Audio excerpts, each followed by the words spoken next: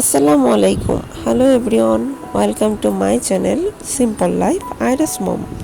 সবাইকে স্বাগতম জানিয়ে আমাদের সাদামাটা জীবনের নতুন একটি ব্লগ ভিডিও নিয়ে হাজির হয়েছি। আশা করছি আমার আজকের ব্লগ ভিডিওটি আপনাদের কাছে ভালো লাগবে। আমি ফারজানা ইয়াসমিন মেওয়া আছি আপনাদের সাথে ঢাকা থেকে।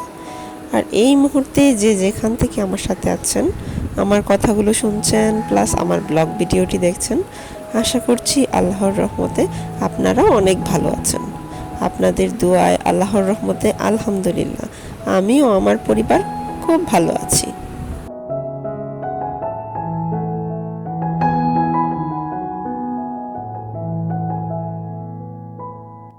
এবারে শপিংয়ের 95% আমরা রমজানের আগেই শেষ করে ফেলেছি, যেন রমজানের মধ্যে বারবার শপিংয়ে দৌড়াদৌড়ি করতে না হয় আর তার পিছনে সময় নষ্ট না করা হয়, যেন রমজান মাসটাকে পরিপূর্ণভাবে আমরা কাজে লাগাতে পারি। সেই জন্যই মূলত সেই প্রচেষ্টা চেয়েছিলাম 100%ই যেন শেষ করতে পারি। তো 100% হয়নি, 95% হয়ে গিয়েছে।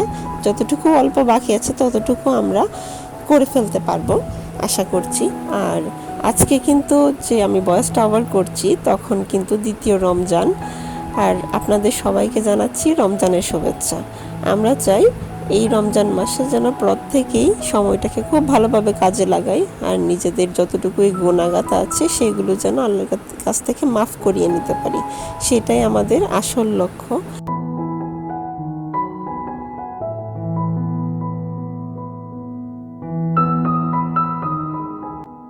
পবিত্র ঈদুল ফিতরকে সামনে রেখে তাছাড়া রমজানে আমরা প্রত্যেকেই ঘরের আনাচে কানাচে খুব ভালো করে পরিষ্কার করি। যারা যারা মুসলমান পরিবার থেকে শুনছেন তারা সবাই জানেন যে আমরা এই রমজান মাসে ঈদকে সামনে রেখে ঘরের প্রত্যেকটা আনাচে কানাচে খুব ভালো করে পরিষ্কার করি। তাছাড়া ঘরের সব কিছু ধুই পরিষ্কার করি। 1 বছর পর এটাই মূলত একটা বড় ধরনের পরিষ্কার পরিচ্ছন্নতার কাজ চলে। তো এইবার আমি ভেবেছি কি, রোজা রেখে কষ্ট করার থেকে আমি রোজার আগেই সব কাজ শেষ করে ফেলবো। আর সেই জন্যই মূলত আমি ঘরের এভরিথিং, একদম প্রত্যেকটা জিনিস যা যা করণীয় তার সব কিছুই রমজানের আগেই শেষ করে ফেলেছি, যাতে রোজা রেখে কষ্ট করে কিছু করতে না হয়। আর এই তো আমরা শপিং থেকে আসার পর শর্টকাটে খিচুড়ি রান্না করে নিয়েছি। আর রমজানের জন্য আমরা যে টুকটাক কিছু জিনিস আগেই করে রাখবো সেগুলো এই ব্লগে থাকছে, আপনারা আমার সাথে থাকুন, ইনশাল্লাহ দেখতে পাবেন।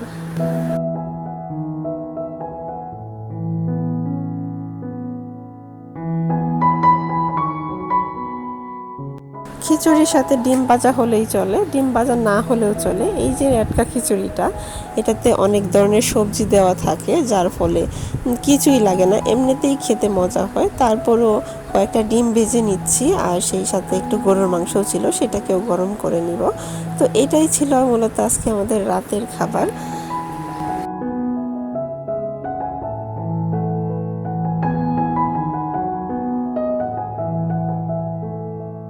তো আজকের ব্লগের এই অংশে কমন কিছু কথা বলে নিই। যারা যারা কষ্ট করে এই পর্যন্ত আমার ভিডিওটি দেখেছেন, আমার ভিডিওর কোনো একটা অংশ যদি আপনার ভালো লেগে থাকে বা আমার কথার কোনো একটা অংশ যদি আপনার ভালো লেগে থাকে, চাইলেই আমার ভিডিওটিতে একটা লাইক দিয়ে দিতে পারেন। আর আপনি যদি আমার চ্যানেলে নতুন হয়ে থাকেন আর এই ধরনের লাইফস্টাইল ব্লগ দেখতে পছন্দ করে থাকেন, চাইলেই কিন্তু আমার চ্যানেলটিকে সাবস্ক্রাইব করে আমার পাশেই থাকতে পারেন। আর আপনি যদি ইতিমধ্যেই সেই কাজটি করে থেকে থাকেন, আপনাকে জানাচ্ছি অনেক অনেক বেশি ধন্যবাদ।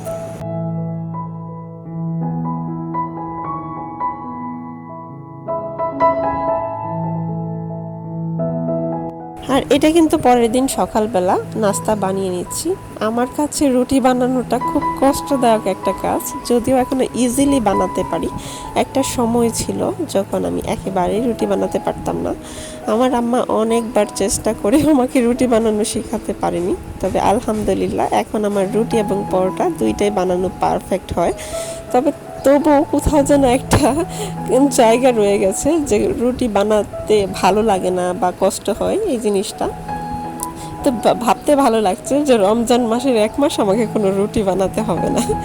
আর এই তো দেখেন না, এদিকে আমার শাশুড়ি মা রমজানের জন্য কিছু পিঠা বানিয়ে রাখছে। উনি যেহেতু ভাজা পোড়া খাবেন না, ওনার ডায়াবেটিস আছে, আদার্স প্রবলেমের জন্য উনি ভাজা পোড়া খুব একটা খায় না, সেজন্য উনি কিছু পিঠা বানিয়ে রাখছে, সেগুলো যাতে ভাপে দিয়ে খেতে পারে সেজন্য এগুলো ফ্রোজেন করবে।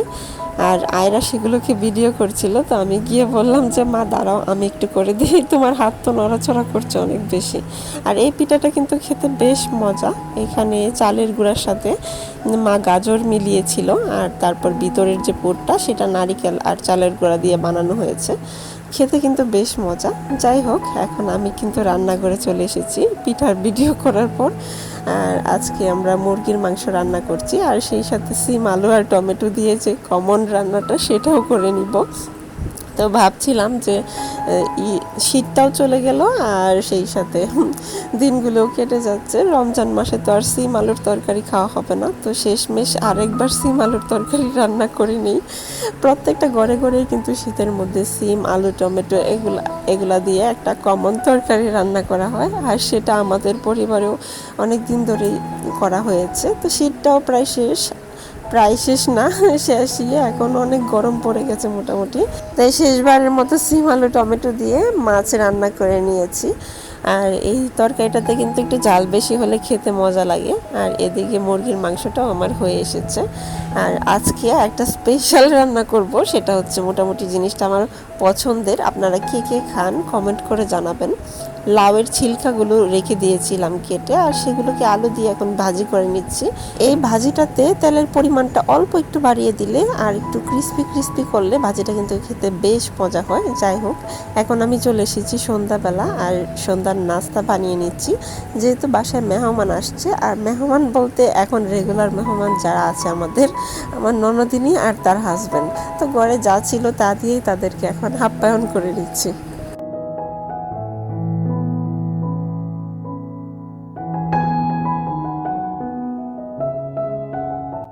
অনেক ভিডিওতে দেখলাম আপুরা অনেক কিছু করে রাখছে রমজানের জন্য, তবে আমি খুব বেশি কিছু করতে পারিনি। আমার যেগুলো রেগুলার প্রয়োজন সেগুলোই করে নিচ্ছি। তার জন্য পেঁয়াজু বানানোর জন্য বেশি করে ডাল, সেগুলো আমি প্রতি বছরই বেটে রাখি, আর এই বছরও তার ব্যতিক্রম না। এই যে এখানে 1/2 কেজি ডাল, মুগ ডাল, আর 1/2 কেজি মসুর ডাল, আর সেই সাথে 1 পোয়া মতো হচ্ছে গিয়ে চাল, সেগুলো একসাথে আমি মিশিয়ে ভিজিয়ে রেখেছিলাম। তো সারাদিন ভিজেছে, আমি সকালে ভিজিয়েছিলাম, আর এখন সন্ধ্যাবেলা নাস্তাগুলো রেডি করার পর এখন এগুলোকে বেটে নিচ্ছি। আর এগুলো বাটার পর আমার শাশুড়ি মা এগুলোকে খুব সুন্দর করে প্রসেস করে, ওনার কাছ থেকেই আমি শিখেছি মূলত। বাটা ডালগুলোকে এক আলাদা আলাদা প্লেটে অল্প অল্প করে আমাদের যতটুকু পরিমাণ লাগে ততটুকু করে আলাদা আলাদা করে তারপর সেটাকে ডিপ ফ্রিজে রেখে দিবে। আর তারপর হালকা একটু শক্ত হওয়ার পর সেটাকে বের করে ছোট ছোট টুকরা কাগজে ঢুকিয়ে নেবে।